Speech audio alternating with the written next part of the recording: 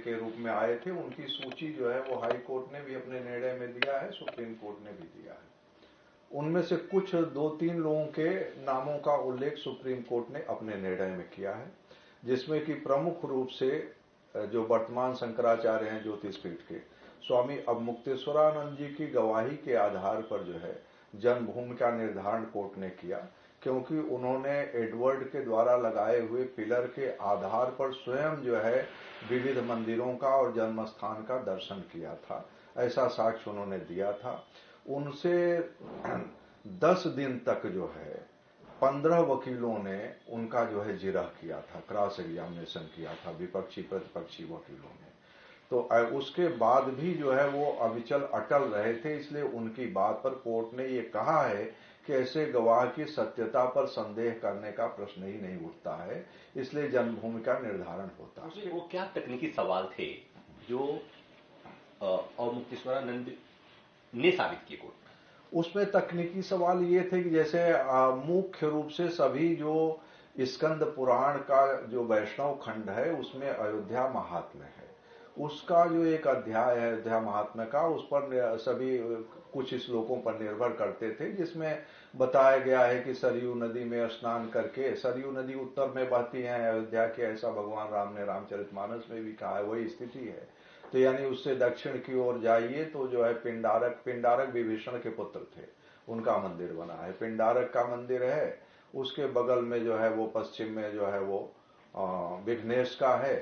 फिर जो है उसमें आ जाता है कि लोमस और वशिष्ठ जो है के वो मध्य में जो है उत्तर दक्षिण में लोमस वशिष्ठ हैं, उसके मध्य में जन्मभूमि है, और विघ्नेश्वर से ईशान कोण में है। ये विघ्नेश्वर की स्थिति बड़ी जटिल स्थिति थी, यहां से ईशान कोण की बात कही गई थी, लेकिन विघ्नेश्वर कोई मंदिर वहां था नहीं, विघ्नेश मंदिर था जिससे नैऋत्य कोण में था। तो अब जन्मभूमि यही है, ये साबित करना बड़ा मुश्किल था, क्योंकि मुसलमान लोग ये कहते थे कि एक अन्य जन्म स्थान के नाम का मंदिर है वहां पर अयोध्या में, वो जो है वो नैऋत्य, वो ईशान कोण में विघ्नेश से पड़ जाता है, तो उन्होंने कहा वो यही है।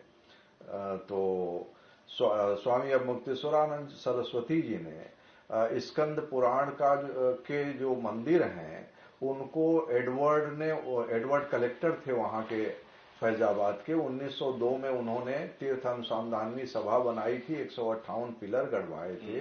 तो उन्होंने बाकायदे मिला के बताया कि यहां पर गए एडवर्ड का गड़ाया हुआ यहां पर पिलर था, और स्कंद पुराण के अनुसार जो बताया गया वो मंदिर भी है। यानी जो मंदिर स्कंद पुराण में बताए गए थे वो 1902 में भी वो प्रमाणित हुए, और उसके बाद 2005 में जब स्वामी अवमुक्तेश्वरानंद जी दर्शन करने गए थे उस समय भी वही स्थिति थी, तो इससे कोर्ट ने उसको प्रमाण किया। ये वही अवमुक्तेश्वरानंद है जो आज की बड़ी चर्चा में है? हाँ, वही स्वामी अवमुक्तेश्वरानंद जी हैं, इस समय वर्तमान में वो ज्योतिषपीठ के जगत गुरु शंकराचार्य। आचार्य रामभद्राचार्य जी की भी गवाही हुई थी, उसके बारे में बताएं। देखिए, आचार्य रामभद्राचार्य की जब गवाही हुई थी उस समय जो हमारी जूनियर असिस्टेंट थी रंजना अग्निहोत्री, वो कोर्ट में उपस्थित हुआ करती थी। मैं सीनियर काउंसिल बहस करने गया था।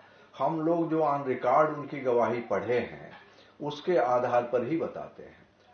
तो उनकी जो गवाही थी, उन्होंने जो सभी ने साक्ष्य दिए, स्कंद पुराण, वाल्मीकि रामायण, रुद्रयामल, ये सब जो धार्मिक ग्रंथ है, धर्मगुरु हैं दिए, इनसे लोग प्रभावित इस मामले में थे कि ये दिव्यांग हैं, देख नहीं सकते।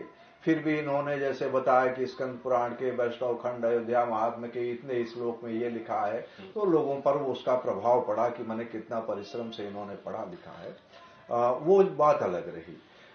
लेकिन इन्होंने एक तुलसी दोहा शतक भी प्रस्तुत किया था, उस पर जो है वो जस्टिस सुधीर अग्रवाल जी ने जो मेजॉरिटी जजमेंट लिखा है उसको रिजेक्ट करते हुए उस पर कमेंट भी लिखा है।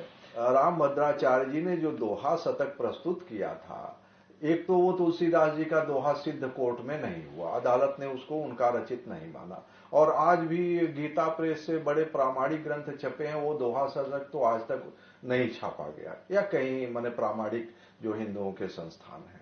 तो उसमें उन्होंने ये कहा जब बाबर ने तोड़ा, मंदिर को तोड़ा, मस्जिद बना दिया, ये सब कर दिया, तो उससे जो है वो मंदिर सिद्ध के माने मंदिर का कब्जा प्राप्त करने के प्रतिकूल होता था, क्योंकि एक लॉ ऑफ एडवर्स पोजीशन भी है। अगर आपका कब्जा हमने कर लिया, 12 वर्षों के अधिक समय तक रह गए, आपने नहीं छोड़ाया, तो वो लिमिटेशन से काल बाधित हो जाता है, आप अदालत के माध्यम से कब्जा नहीं ले सकते।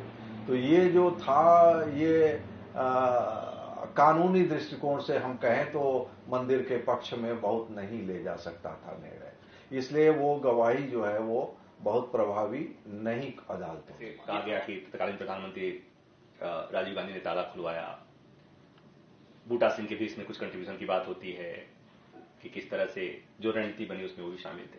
शंकराचार्य स्वामी स्वरूपानंद सरस्वती, उनका क्या योगदान रहा है इस मामले में? देखिए, शंकराचार्य स्वामी स्वरूपानंद सरस्वती ने आंदोलन भी चलाने की कोशिश की। जब जो है वो शिलान्यास हो रहा था तो खुद भी शिलान्यास करने के लिए जा रहे थे कि जो गर्भगृह है वहीं शिलान्यास करेंगे। इसके लिए मुलायम सिंह ने उन्हें गिरफ्तार करवा लिया और चुनार के किले को जेल घोषित करके वहां पर बंद रखा। उन्हें 8-10 दिन तक बंद रखा, उन्हें छोड़ा नहीं जा रहा था। आखिर में लाल कृष्ण आडवाणी जी ने पार्लियामेंट में, जो लोग कहते हैं आजकल के जो भी अनुयायी हैं किसी भी पार्टी के, उन्हें लाल कृष्ण आडवाणी जी से सीख लेनी चाहिए कि लाल कृष्ण आडवाणी जी शंकराचार्य के जो है वो समर्थक तो थे नहीं, वो अपने ढंग से काम कर रहे थे। शंकराचार्य जी उनके कदम की प्रशंसा नहीं कर रहे थे, लेकिन पार्लियामेंट में लाल कृष्ण आडवाणी ने ये कहा था कि शंकराचार्य हमारे शंकराचार्य हैं और उनको तुम लोग बंद करके कैसे रखे, उनको छोड़ना पड़ेगा। उन्होंने वक्तव्य दिया था शंकराचार्य जी के समर्थन में आडवाणी जी ने।